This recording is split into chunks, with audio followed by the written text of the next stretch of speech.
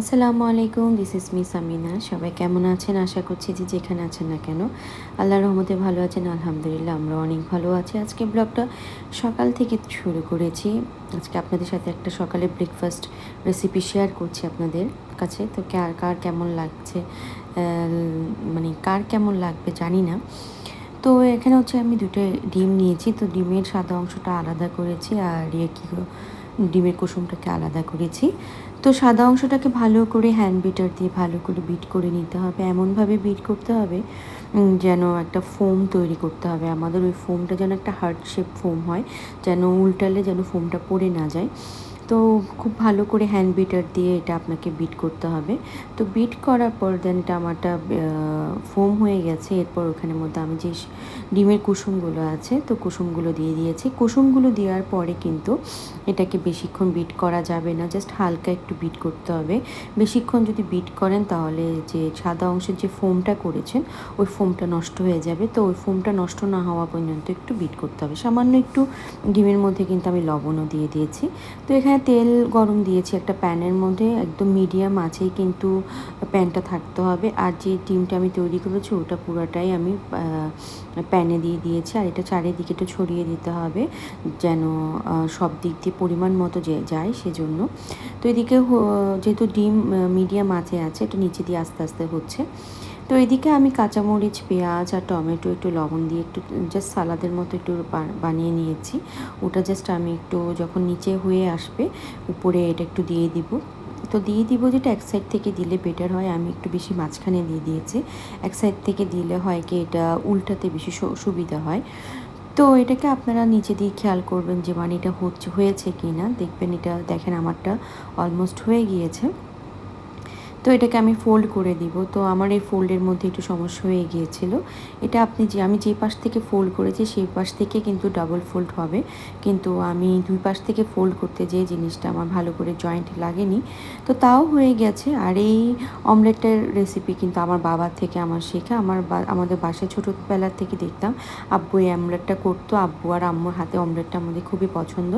এটা হচ্ছে একটা স্প্যানিশ অমলেট যেটা আমি জানি। তো অমলেটটা আমার খুবই পছন্দ। আমাদের বাসায় আমার শ্বশুরবাড়িতেও তৈরি করলে সবাই কিন্তু খুবই পছন্দ করে, খুবই মজা করে খায়। আর আশা করছি আপনারাও বাসায় ট্রাই করবেন, আপনাদেরও অনেক মজা লাগবে। এটা অনেক মজা একটা অমলেট। তো এর মধ্যে আমার বাসায় পরোটা বানানো ছিল। তো পরোটাটাকে একটু ছেঁকে নিচ্ছি। পরোটা দিয়ে আমরা অমলেটটা খাবো। এটা আপনি ব্রেড দিয়ে বলেন, রুটি দিয়ে বলেন, পরোটা দিয়ে বলেন, খেতে খুবই মজা লাগে। তো আমার অমলেটটা তৈরি। এরপর আমরা ব্রেকফাস্ট করতে চলে যাই।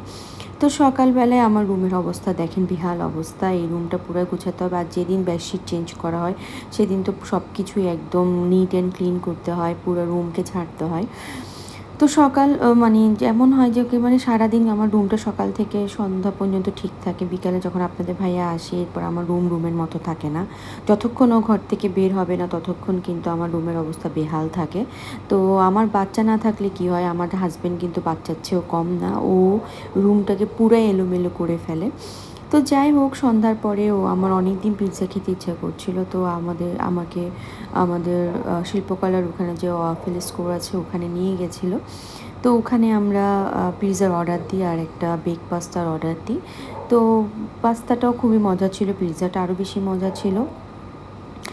আর ওয়াফেল ওখানে যেহেতু গিয়েছি আমরা ওয়াফেল ট্রাই করি না, জাস্ট লেমন মিন্ট খাই। খাবারগুলো খুবই মজা ছিল, টেস্টি ছিল। আপনারাও শিল্পকলার ওখানে গেলে অবশ্যই এই জায়গাটা ট্রাই করতে পারেন চট্টগ্রামে যারা থাকেন। এরপর আমরা চলে যাই কল্লোল সুপার মার্কেটে। ওখান থেকে আপনাদের ভাইয়ের যেহেতু নেক্সট ডে বার্থডে আছে, তো ওর বার্থডের জন্য কিছু শপিং ওকে করে দিচ্ছি, গিফট কিনে দিচ্ছি, শার্ট গেঞ্জি অনেক কিছু কিনেছে। তো এই গেঞ্জিগুলো কেনা হয়েছিল নির্জনের জন্য। তো নির্জনে খুবই খুশি হয়ে গিয়েছিল গেঞ্জিগুলো পেয়ে। তো ওর প্রতিটা গেঞ্জিও দেখাচ্ছিল যে মানে কেমন হয়েছে, সেটা শেয়ার করছে আপনাদের সাথে।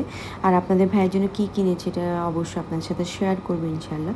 তো ওর যেহেতু বার্থডে, ওকে বলেছিলাম চলো তোমার জন্য কেক টেক কাটে। ও বলছে না, আমার জন্য কোনো কেক কাটবা না, কোনো কিছু করবা না। আর এখন কেন জানি নিজে হাতে কেকও বানাতে ইচ্ছা করে না।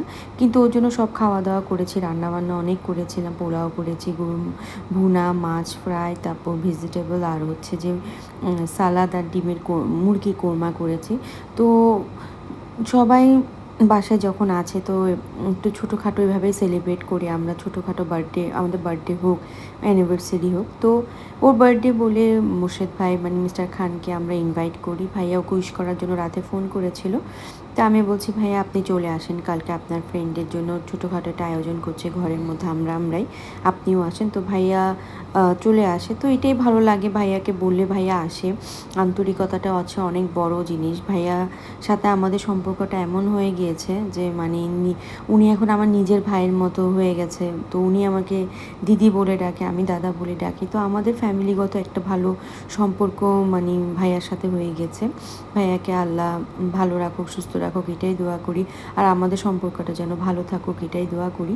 তো ছোট্ট একটা ব্লগ কেমন লাগলো অবশ্যই জানাবেন। আর অবশ্যই আমার চ্যানেলটাকে সাবস্ক্রাইব করে দিবেন, ফেসবুক পেজটাকেও একটু ফলো করে দিবেন, ডেজি সামিনাকে। আজকে এখানে শেষ করছি। আসসালামু আলাইকুম।